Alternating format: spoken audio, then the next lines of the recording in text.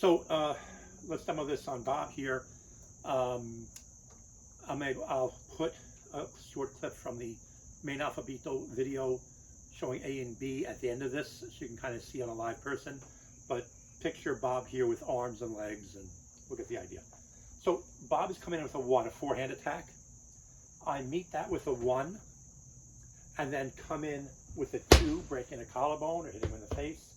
And then he punches, and I parry that, and my thrust is in the armpit, and that's your thrust. So it's 1, 2, 3, and there's usually a little flurry at the end of each ALPHABITO. Leo said it was like a period at the end, and I have a feeling that that motion is probably some piece of the old ALPHABITO, which was based in Babayan. So anyway, so he comes with a 1, I block the 1, he comes in with a punch, and I can parry and hit that, or I can parry and hit his face, depending on what I need to do. And then I thrust the armpit, come out, and then there's a little flurry of a deflection with teak and a slash at the end as a little smoke grenade to cover your escape.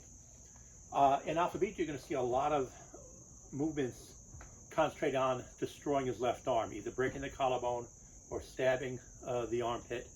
And I think this is, to a certain extent, PEKITI-TIRSIA, designed to be a counter to the third set of Recontras, which has a lot of left-hand punching as a precursor or a warm-up for the espada dagger work. Now, when you do A with TAPADA,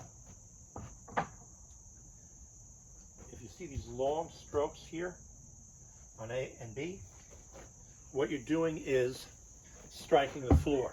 So I'm out here at range, right, fighting with a guy, probably does not have a long stick as me, maybe has a sword, same as, and I'm going to go and smack his foot as hard as I can, and then come up, and the letters come in on how I deal with the sword arm in the middle. The stick Leo gave Eddie for this was a tapered rattan, and it had some flex to it.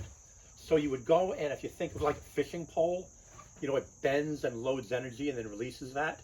The idea is that flexible stick helps in 2 ways. One, if you hit the ground, you don't get as much shock in your ground because the whole rattan flexes. The other is when you pick it up and you're hitting, that flex as you pull against that recovery gives you more power in your strike.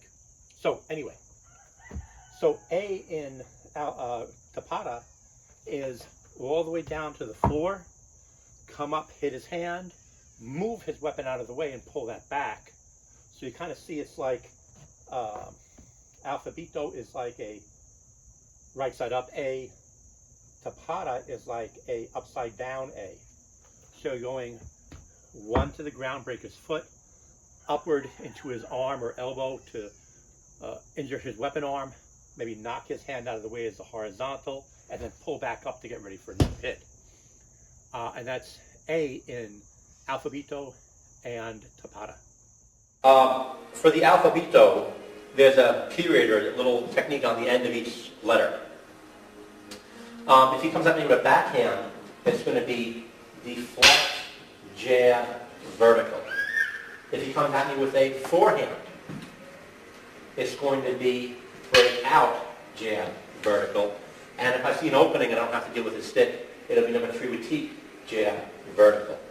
All right, now, technique A, he comes in on 1, I strike on 1, I'm entering in this way on forward triangle, he goes to punch, I hit his forearm or his bicep on 2, and I thrust on 9. And then I'll end with my little spin there, depending on it, whatever he counterattacks me with. You see the footwork is a forward triangle as I do those 3 moves. B, he's on a backhand guard here. I fake like I'm going forward with T4. He goes to block it. I go uppercut here on the vertical line. Then I give him a 1 and an inside vertical on the collarbone. So 2 strikes on the collarbone. And then whatever deflection. And that's techniques A and B.